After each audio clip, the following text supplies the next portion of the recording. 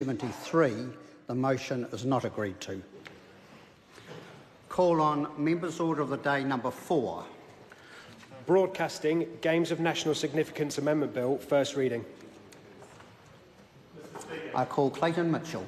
Thank you, Mr Speaker. I move that the Broadcasting Games of National Significance Amendment Bill now be read a first time, and I nominate the Commerce Select Committee to consider the bill.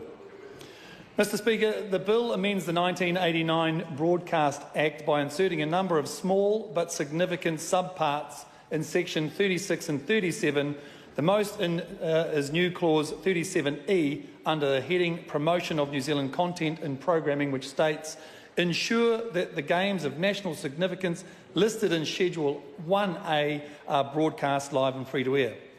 So this bill is about putting the best interests of New Zealanders first. It's about doing what is morally right, and it's about putting the needs of Kiwis above the wants of multinational companies' profits and their controls. This bill is an answer to a number of very simple questions. Should New Zealanders be able to watch sporting games of national significance live and free to air like we once used to? Yes, sir, absolutely we should. Should New Zealanders have the same opportunity to watch and enjoy live free sport like they do in Australia, the UK, India and Canada? Yes, sir, why shouldn't we? Sir, should sports only be available for people to watch that can afford to pay for Sky Sports subscription? And absolutely not is the answer, sir. And lastly, should Kiwis be expected to pay $1 billion a year in taxes towards sports and recreation and then pay again to watch sports games of national significance? Absolutely not. It doesn't make any sense, sir. It's an outrage. $1 billion. The answers to these 4 questions will resonate with everyone in this House and back at home watching on parliamentary TV in one way or another, sir. And for New Zealand First, the answer to those questions are clear and concise.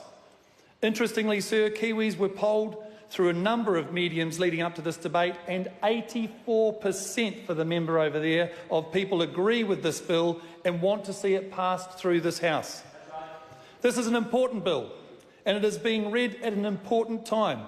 This bill is a demonstration of political parties who support all New Zealanders fairly and equally. It is important because this is the year where people of New Zealand will make a decision to oppose the establishment with their imposing globalistic views and support a regime that is paternal and patriotic and that puts New Zealanders first. Democracy ensures that we answer to the people of New Zealand, sir. And, Mr Speaker, the people of New Zealand want to watch their Kiwi sporting heroes and heroines live and free to air. Whether it be the Olympics or the Commonwealth Games, the Rugby World Cup or international netball, people have a birthright to see these games live and free to air. In New Zealand, we have laws that recognise the importance of the history and culture of New Zealand, and those laws are there to protect and advance certain parts of it. I look forward to your contribution. Sports is a vital part of New Zealand culture. It gives us pride and it inspires our young people to be the best they can be, Mr Mallard. Sport is the one part of our Kiwi culture that unites all of us as a country and as a people. Sport is colourblind to race and ethnicity, and it doesn't differentiate between genders, sir. Sport also plays a major role in our international cultural identity. Believe it or not, there are parts of the world that don't even know where New Zealand is on the map, like Trevor Mallard obviously doesn't. But they know the All Blacks, they know Lisa Carrington or Hamish Bond and Eric Murray, they know Valerie Adams, they know the Black Sticks or Team New Zealand or John Walker or the Silver Ferns or any one of our plethora of our New Zealand sporting superstars. We are absolutely positively a sporting nation. We may be divided in our political views, I raise my eyes at you again, Mr Mallard, or generationally interested in different things, but we all come together on the sporting fields, waters or courts at club level and all the way to the highest levels of international competition. Sports and healthy, honest competition brings Kiwis together. Look at the All Blacks as one example. We have players of Maori, English, Tongan, Scottish, Samoan, Irish, Fijian and French descent. Nations that have long histories of fighting each other but come together as New Zealanders in the black jersey. Sir, nothing brings people together in shared celebration like a sporting fixture. And if you're a Canadian or you're Australian or Indian or British, you can bring your neighbours together to celebrate without having to pay an extra $1,000+ a year, Mr Mallard, for Sky Sports subscriptions, just so you were listening. Because, Mr Speaker, their governments have ensured that laws don't permit sports of national significance to be placed behind paywalls, like this government, out of view from people that can't afford to subscribe to them. But if you're a New Zealander, you're out of luck. Why should Kiwis have to shell out an extra $1,000+ a year to watch Sky when they've already spent $960 million investing into sports and recreation each year through their local taxes and central government taxes that we collect on their behalf? Put that in your pipe and smoke it. We used to be able to watch top-level sports live and free to air because our taxes went in at the grassroots level and laws ensured no one was marginalised, forgotten or disenfranchised. Keep smoking. Mr Speaker, we can all remember getting up early in the morning or being allowed to stay up extra late to watch the Olympics or the All Blacks playing overseas. I remember the excitement, sir, of watching John Walker winning the gold at the 1976 Olympics in Montreal. We had a little black and white TV and I remember Mum and Dad being really excited. I didn't quite know why. I was only 4 years old, but it was clearly enough of a big deal that it burned into my brain, sir. How many families nowadays can say they have the same opportunity as we once did to enjoy great, memorable sporting moments in time?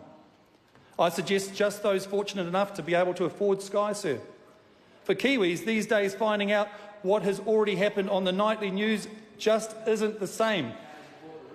Watching it live in the moment when you don't know the outcome increases the chances of future sporting triumphs and being burned into the minds of future Kiwis. We take pride in our sporting successes. We know that when we line up against some of the biggest countries in the world with the fairness of the same rules applying to everyone and our bloody-minded determination and tenacity bringing home a victory, we all celebrate together. Why should anybody be denied this opportunity? How can any party in their rightful mind put their hand on their heart and say this bill is not good for New Zealanders, sir? Mr Speaker, let's not forget that this government does see the benefit in supporting New Zealand culture on television by the way of the Maori channel. This does come at a cost of around $55 million a year, but most Kiwis would agree that this channel is a great asset in supporting our language, te reo, and other culturally important programming, sir. Why have we done that is the question, because it's important to New Zealanders, sir. Living an active lifestyle is important for our country. Participation in sports keeps us healthy and makes us less likely to require additional access to the health service in the future. Participation in sport has the potential to save taxpayers' money. Unfortunately, we currently have declining rates of participation, something you know lots about, mate, around the country, and the highest obesity, I repeat what I said before, the highest obesity rates in children that have ever seen, and in some adults sitting over there. We have kids who in the past would have been outside playing sports and aspiring to be their favourite sports heroes or heroines. Running, jumping, swimming, kicking, passing or shooting hoops is what we need our kids of this generation doing again, sir. A point. Success breeds success. There is a phrase, if I can see it, I can be it. And by not giving all of our young people the chance to see it, we are robbing them of the opportunity to foster and develop their own sense of self-belief. We're robbing them of the belief that they can be successful at the highest levels of whatever they are passionate about. So why would we stop them from seeing live, free-to-air sports? Sir, I've heard Sky TV's claims that they have spent $1 billion securing broadcasting rights over the last decade, but there is no breakdown of that figure. There's no breakdown of which sports received those dollars, nor how much it was spending on wining and dining and travelling around the world, but the New Zealand taxpayers spend nearly $1 billion every single year on sports and recreation, and then are expected to cop up another $1,000 a year just for the privilege of having live sports that they've got to pay for. This bill is about Kiwi sporting games and events of New Zealand national significance, sir. It's about Kiwi pride and it's about Kiwi passion. Some people, including the former Prime Minister among them, have made comments about this bill driving players overseas in search of more lucrative contracts. No, it doesn't. That is complete rubbish. In fact, international evidence suggests that absolutely the opposite occurs. This is nothing more than unsubstantiated nonsense and fear-mongering. Look what Ben Smith and Israel Dagg turned down. Lucrative international contracts to be here, part of our country, and play for our teams. We commend this bill to the House. Thank you, Mr Speaker. The question is that the motion be agreed to. I call Brett Hudson. Oh, Mr Speaker.